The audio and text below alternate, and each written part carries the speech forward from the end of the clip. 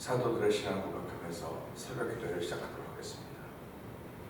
전능하사 천지를 만드신 하나님 아버지를 내가 믿사오며 그 외아들 우리 주 예수 그리스도를 믿사오니 이는 성령으로 잉태하사 동정녀 마리아에게 나시고 본디오 빌라도의 고난을 받으사 십자가에 못 박혀 죽으시고 장사한 지 사흘 만에 죽은 자 가운데로 다시 살아나시며 하늘에 오르사 전능하신 하나님 우편에 앉아 계시다가 저로서 산자와 죽은 자를 심판하러 오시리라. 성령을 믿사오며 거룩한 공회와 성도와 서로 교통하는 것과 죄를 사하여 주신 것과 몸이 다히 사는 것과 영원히 사는 것을 믿사옵나이다. 아멘. 찬송가 393장을 함께 찬양합니다. 오시시라 신주네 아버지여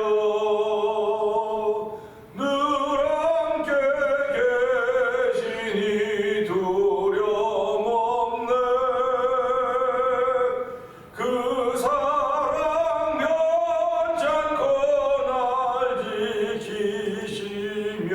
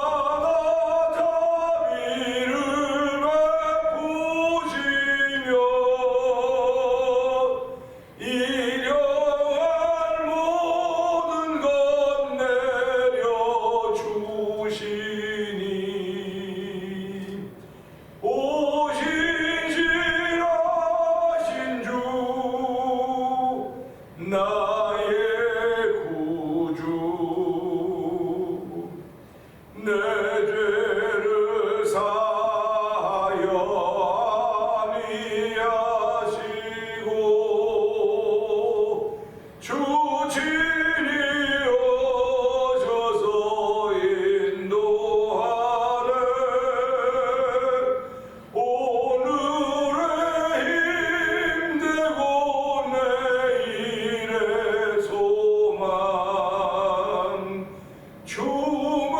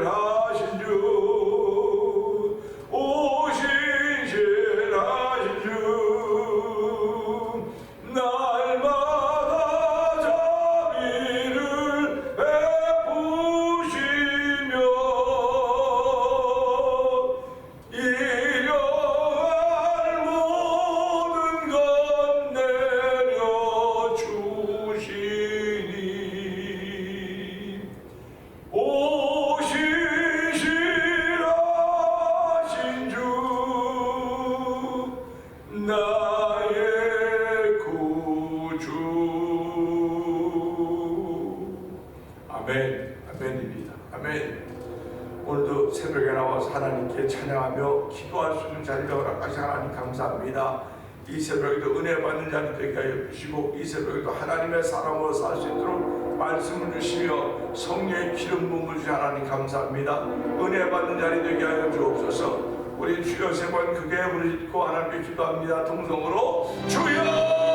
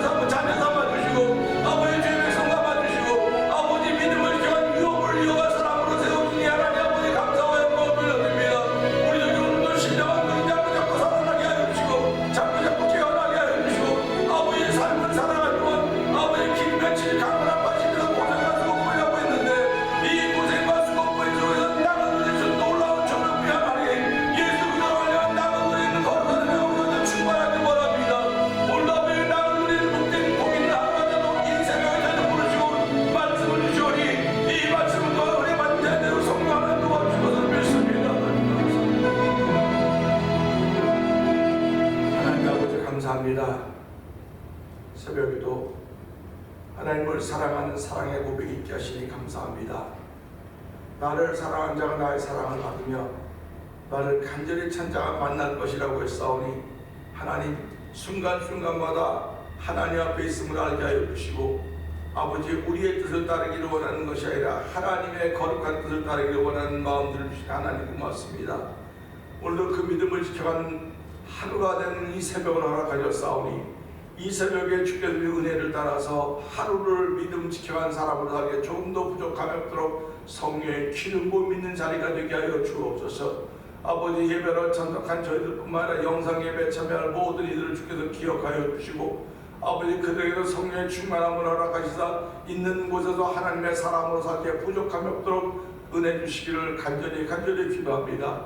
아버지 특별히 기도하옵나니, 우크라이나와 러시아 전쟁이 벌써 10년째로 진행되고 있습니다. 하나님 아버지, 작은 자 힘이 없는 자는 무너지는 것이라고 아버지 세상의 법칙이 그런지도 모르겠는데 하나님 도우시옵소서. 아버지 다윗이 골리앗을 잡겠다고 마음 먹고 나뒀을 때 하나님이 함께 하시며 아버지 골리앗을 잡게 하셨듯이, 하나님 오늘도 아버지 우크라이나가 작지만 러시아가 작지만은 아버지 전 세계에 있는 기독교인들이 기도합니다. 하나님 아버지 그 전쟁에 개입하여 주셔서 아버지 그들이 어떤 무기를, 러시아가 어떤 무기를 쓰려고 하더라도 하나님 자연의 변화를 통해서라도 막아주시고, 하나님이 하신 일이 보여져서 아버지 그 침략군들이 손들고 물러나는 하나님이 주신 평강과 샬롬이 만들어지는 현장이 되도록 도우시기를 간절히 기도합니다.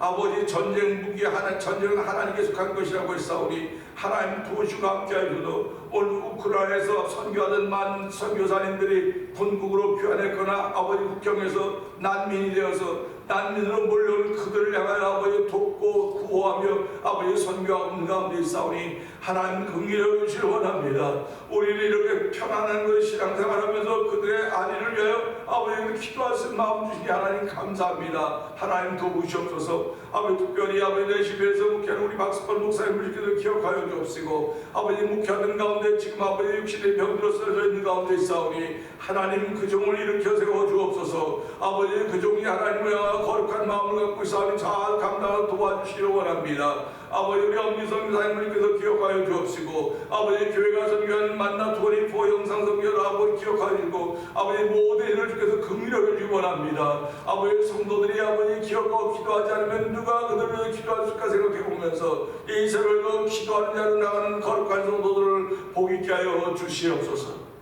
오늘 말씀을 듣되 은혜가 되는 시간 되길 원하옵고 예수님 위하심으로 감사하며 기도합나이다. 아멘. 갈라디아서 3장을 봅니다.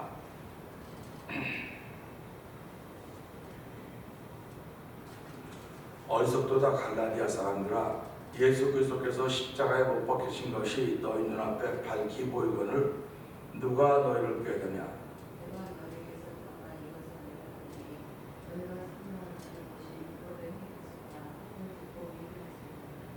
너희가 이같이 어리석으냐? 성령으로 시작하였다가 이젠 육체로 마치겠느냐?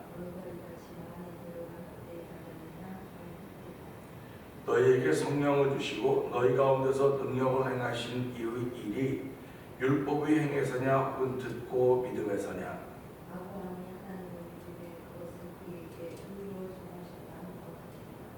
그런즉 믿음으로 말미암은 자들은 아브라함의 자손인 줄 알지어다.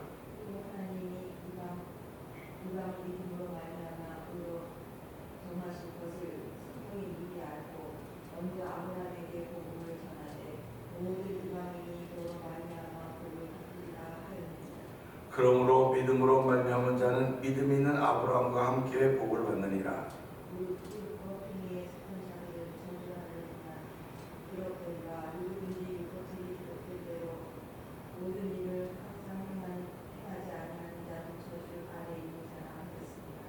또 하나님 앞에서 아무도 율법으로 말미암아 의롭게 되지 못할 것이 분명하니 이는 의인은 믿음으로 살리라 하였습니다.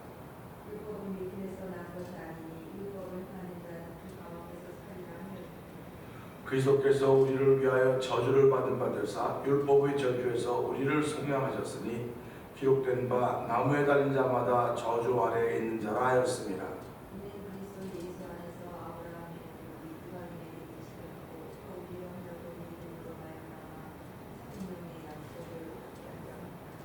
형제들아, 내가 사람의 예대로 말하노니 사람의 언약이라도 정한 후에는 아무도 패하거나 더하거나 하지 못하느니라. 이 약속들은 아브라함과 그 자손에게 말씀하신 것인데 이것을 여럿을 가리켜 그 자손들이라 하지 아니하시고 오직 한 사람을 가리켜 내 자손이라 하셨으니 곧 그리스도라. 내가 이것을 말하노니 하나님께서 미리 정하신 언약을 430년 후에 생긴 율법이 폐기하지 못하고 그 약속을 헛되게 하지 못하리라. 만일 그 율법이 율법에서 난 것이면 약속에서 난 것이 아니니라. 그러나 하나님이 약속으로 말미암아 아브라함에게 주신 것이라. 그런즉 율법은 무엇이냐?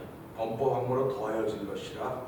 천사들을 통하여 한 중보자의 손으로 베푸신 것인데 약속하신 자손이 오실까지 있을 것이라. 그 중보자는 한 명만 위한 자가 아니니 하나님은 한 분이시니라.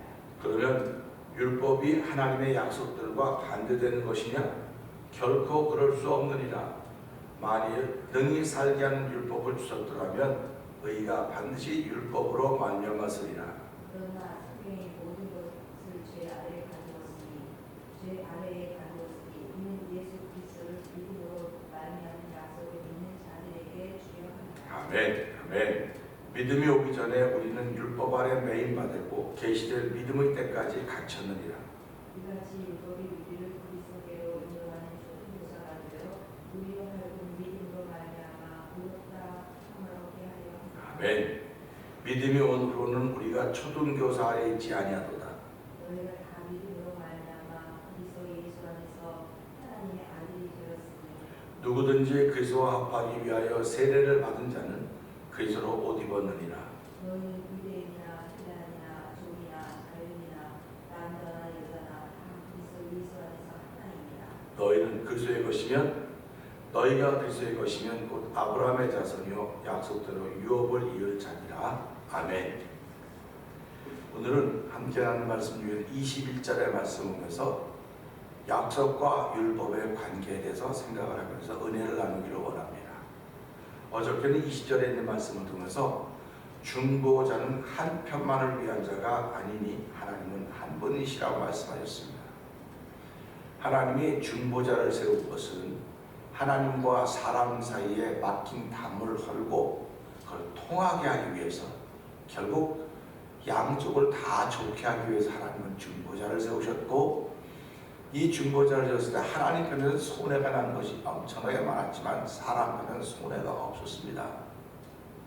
그러면 당연히 손해는 쪽이 억울하지 않겠느냐 하는 그런 마음을 갖게 되지만, 하나님은 그런 마음을 가지신 분이 아니라 손해를 보더라도, 이익을 손해가 나더라도 사람들을 구원해야 되겠다는, 죄인을 그 죄로부터 건져야 되겠다는 그 하나님의 뜻을 따라서 그리스도 땅에 보내주시고, 누구든지 저를 믿는 자마다 멸망치 않고 영생을 얻게 하려 함이라고 말씀하셨습니다.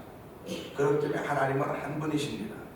중보자 한 편만을 위한 거예요. 양편을 다 위한 것이기 때문에 우리는 그 양편을 다 위한 중에 사람 쪽에 서 있는 사람들이고, 예수 그리스도로 말미암아 죄로 박혔던 담이 무너졌습니다. 벽이 무너져서 이제는 하나님과 하나가 되는 은혜를 더하게 되었다, 이렇게 말씀을 드렸습니다.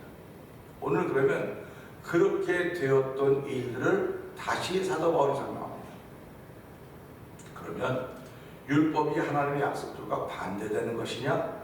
결코 그럴 수 없느니라.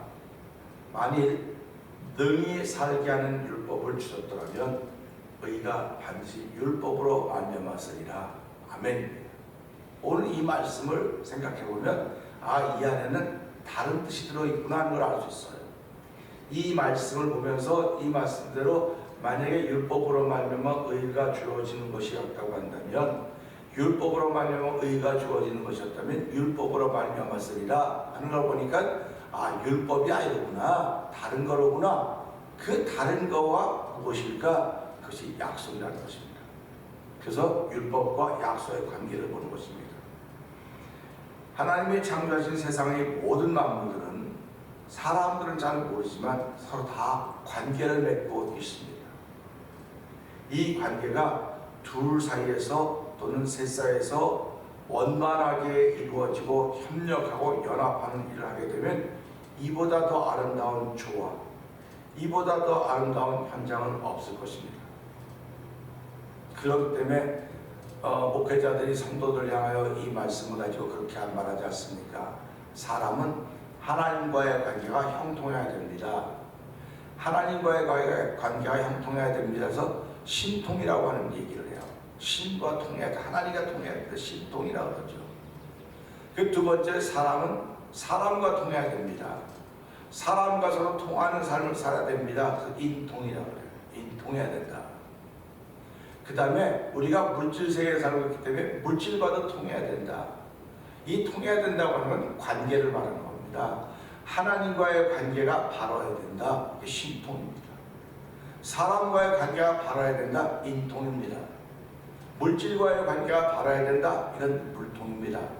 그래서 사람들이 삼통, 세 가지가 통하는 사람들, 세 가지가 관계가 바로 되어 있는 사람들을 행복한 사람이라고 말하는 거예요. 그리고 누구도 그 사람이 가지고 있는 꿈과 소망을 이렇게 흐트러지 못해요. 왜 그러냐면 하나님과의 관계에 있어서 복이 있는데 누가 뭐라고 말하겠습니까? 그러니까 하나님을 가까이 하면 내게 복이라고 말씀하셨거든요. 그러니까 하나님을 가까이 하는 사람이 있어 하나님과의 관계가 회복되어 있는 거예요.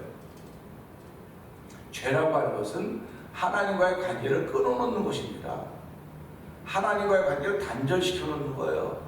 그러니까 우리가 오늘을 살면서 오늘을 시작할 텐데 하나님과 단절되어 있는 걸 모르고 살아가는 너무나 많다는 것입니다. 그런데 말씀이 들려지면 내가 지금 하나님과 단절되는 삶을 살고 있고 단절된 삶을 살고 있구나, 이걸 깨닫게 된다는 것입니다. 그리고 삼라만상을 보면서 내가 하나님과 단절된 관계를 지금 내가 살아가고 있구나 하는 걸 깨닫는 것이 복이라고 하는 것입니다. 그래서 하나님은 우리 모든 인생들에게 깨달을 수 있는 일들을 허락하셨어요. 깨달을 수 있는 일들을. 그러니까 많이 깨달을수록 그가 영성이 있는 것이고, 많이 깨달을수록 그가 맑아질 수 있고 깨끗해질 수 있어요. 그런데 깨닫는 것으로만 맑아지고 깨끗해지는 게 아닙니다. 내가 그 모습을 가지고 하나님을 나가는 거예요. 그게 하나님과의 관계가 바른 것입니다. 내가 하나님을 나갈 때 깨끗하니까, 내가 나갈 만하니까 나가는 게 아니에요. 나갈 수 없음에도 불구하고 하나님은 오라 그러는 거예요. 네가 죄 졌으니까 가지고 오라는 겁니다. 그냥 오면 안 되고 네 허물을 가지고 와라. 그러면 내가 네 허물을, 네 죄를 용서해 주겠다고 말씀하시는 분이 하나님이십니다. 그러니까 우리는 하나님을 무서운 분으로 만나서는 안 돼요. 하나님은 그리스도의 땅에 보내신 너무너무 사랑이 많으신 하나님이십니다. 나를 구원하시기 위해서 독생명자 그 예수를 십자가에 못 박아 놓으시고 누구든지 저를 믿는 자마다 멸망치 않고 영생을 얻게 하신다고 약속하신 분이거든요. 이게 약속이에요. 율법으로 따라된 게 아닌데 약속입니다. 근데 그 약속이 어디로부터 시작됐냐? 아브라함으로부터 약속이 시작됐다는 겁니다. 그 약속이 아브라함으로부터 시작이 되어서 언제 성취가 되냐? 십자가의 사건이 성취가 된 거예요. 십자가의 사건이 성취가 된 겁니다. 그러니까 저희들은 좀 그 십자가의 사건이 우리한테는 큰 복이라는 거예요. 근데 그 십자가의 사건이 하나님으로부터는 당신이 십자가에 달리는 거기 때문에 얼마나 아픔이고 고통이었겠습니까? 예수님이 십자가 앞에 놓고 아버지 어째 나를 버리시나이까? 엘리 라마 사박다니 그러지 않습니까? 어째 나를 버리시나이까? 이건 사람의 몸을 입었기 때문에 그럴 수밖에 없다고 하는 거예요. 내가 너를 버려야 인간 죄인들을 구원하셨던 하나님의 뜻이기 때문에 그렇다는 사실입니다.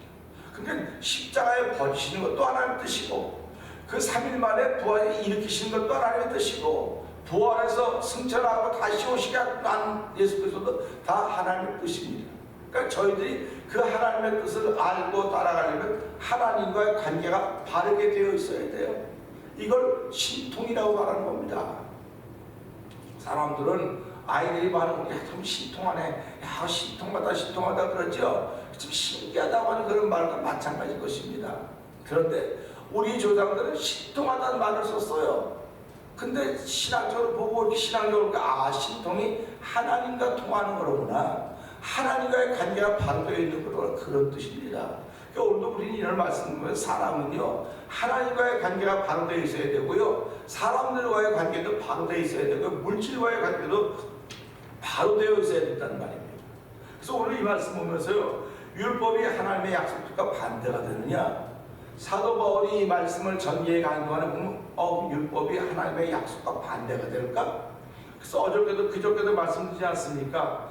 하나님의 약속이 주어지고 430년 후에 범법함을 인하여 율법을 줬다고 말씀하고 있는 것입니다. 그러니까 율법은 계약서와 마찬가지라고 했어요. 약속할 때 계약서를 만드는 것이 아니고 약속할 때는 아브라함의 믿음을 보고 약속하는 겁니다. 그런데 그것이 세월이 가면서 점점 희미해지기 시작했어요. 그러니까 하나님께서 율법을 주시면 이 율법을 지키고 살아야 된다. 그런데 그 율법을 지킨 사람이 없는 겁니다. 물론 한두 개는 지켰겠죠. 한 서너 개는 지켰겠죠. 그러나 다 지키다 하나만 지키지 않아도 그는 율법을 다 지키지 않은 것이라고 사도 바울이 해석을 하고 있는 것입니다. 그러니까 예수님이 오셔서 당시의 사람들 보고 뭐라고 말했습니까? 수고하고 무거운 짐지다 다 내게로 오라. 내가 너희를 쉬게 하리라. 내 짐은 쉽고 가벼움이라고 말씀하셨습니다. 율법도 짐이요 복음도 짐인데 율법은 수고하고 무거운 거예요. 근데 복음은 짐은 짐인데 쉽고 가벼움이라고 하는 겁니다. 그러니까 우리가 살아가면서 내가 상식이 있고 생각이 있는 신앙이라고 한다면 무거운 것 같고 수고하고 무거운 짐 지고 절절매며 신앙생활할 필요가 뭐가 있겠습니까? 쉽고 가벼움이라서 복음을 지고 복음과 더불어 함께 쉽고 가벼움이라는 그 말씀을 따라서 우리의 신앙생활을 해가는 것입니다. 율법은 반대 개념이 아닙니다. 율법은 약속을 이어가게 하는 사람들을 위한 하나님의 도구에 불과한 것입니다. 진행 중에 있는 하나님의 뜻이 의라고 하는 것은 진행 중에 있는 율법은 하나님의 의라고 나타나고 있지 않습니다. 그러게 능히 살게 하는 율법을 주셨더라면 의가 율법으로 말미암았으리라. 그런데 율법으로 말미암았으라는 그 말 속에는 안타까움이 배어 있는 거예요.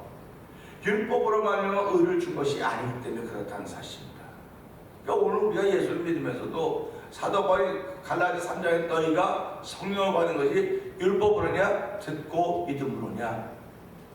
오늘 예수를 믿는 건 듣고 믿음으로 믿는 것입니다. 듣고 믿음으로 성령 받은 것이 율법을 지킴으로 성령 받은 것이 아닙니다.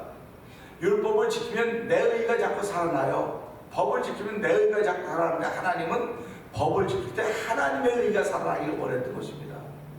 근데 하나님의 의가 살아나지 못하고 유대인들의 의가 자꾸 살아났기 때문에 유대인들, 우리만 구원받은 백성, 우리만 약속의 자녀라고 하는 그런 오만과 자만에 빠지게 되었던 거예요. 그런데 사실 그것도 어쩌면 하나님이 허락하신 그 어떤 하나님의 시간표 속에 있는지 모릅니다. 그래서 유대인들이 그렇게 하나의 법에 굴복하지 않은 거로 그리스도가 이 땅에 오셔서 십자가에서 그 사건을 완성하시고 다시 이 복음이 유대로 이제 역으로 가야 되는 거예요. 그 과정을 지금 우리는 보고 있는 것입니다. 그래서 이 말씀이 돌고 돌아서 이 복음이 돌고 돌아서 다시 유대로 가면 그때 마지막이라 이렇게 말하는 사람들 많이 있지 않습니까? 그래서 우리가 이런 말씀 보면서요, 이 복음은 결국 이 유대로부터 시작되었지만 유대로부터 시작되자 모든 민족을 다 향해서 가고 결국은 유대로 이스라엘로 돌아가게 될 터인데, 그렇기 때문에 많은 사람들이 이스라엘 나라를 소중하게 생각하는 거예요. 소중하게 생각하고 지금도 이스라엘에서 기도하는 것입니다. 그래서 하나님 이스라엘 다 복음화되게 해주십시오. 그러면 하나님 예수 그리스도가 이 땅에 다시 오실 것입니다. 그런 사실을 믿고 있거든요. 그래서 오늘도 우리는 이 말씀을 보면서 의는 율법으로 말미암아 주어진 것이 아닙니다. 의는 믿음으로 말미암아 주어졌습니다. 그러니까 이 21절은 사도 바울의 안타까움이 들어가 있는 거예요. 율법은 하나님의 약속과 반대가 되는 결코 그럴 수 있는 것이 아니다. 하나님의 약속을 계속 이어가도록 만들어주는 그 역할을 감당하고 있는 것입니다. 그렇기 때문에 그리스도가 이 땅에 오신 다음에는 이거가 바톤을 터치하고는 율법의 역할은 끝난 거예요. 그래서 우리가 잘 알던 히브리서 1장 1절에 옛적에 여러 부분과 여러 모양으로 우리 조상들에게 말씀하신 하나님이 마지막에 아들로 말씀하셨다. 그러니까 우리들은 살아가면서 복음을 이야기하는 것이고, 복음은 모든 믿는 자에게 구원주 하나님의 능력입니다. 그 복음이 바로 예수 그리스도십니다. 근데 사도 바울은 아브라함에게도 복음이 전해졌다 이렇게 말씀하고 있거든요. 그러면 아브라함에게 전해졌던 복음은 예수님이라는 그 복음이 아니라 너로 인하여 복을 받을 것이다. 너로 인하여 이방인이 복을 받을 것이고 너와 같은 믿음의 사람은 아브라함과 함께 복을 받는다고 말씀하신 거예요. 그게 복음이에요. 그러면 지금 주어진 복음은 어떤 것입니까? 예수 믿으면 구원받습니다. 예수 믿으면 예수님과 함께 부활에 동참하는 것이고 예수님과 함께 영원한 삶을 살게 되는 것입니다. 그게 복음입니다. 그러니까 이 약속이 이어져 와서 십자가에서 완성되었고, 그 완성을 이루신 분이 하나님이시고 그걸 믿는 사람들이 우리인 것을 알고, 하나님 이 율법은 하나님의 약속과 반대되는 개념이 아닙니다. 그걸 이어가는 것입니다. 그래서 오늘도 저와 성도님들이 하나님께서 이어갈 수 있는 일들을 위해서 하나님 오늘 한 달 동안 은혜 주셔서 이 하나님의 복음을 이어가는 사람의 역할을 감당하게 해 주옵소서. 우리 주여 세 번 크게 버리고 3, 4번 통로 기도합니다. 주여!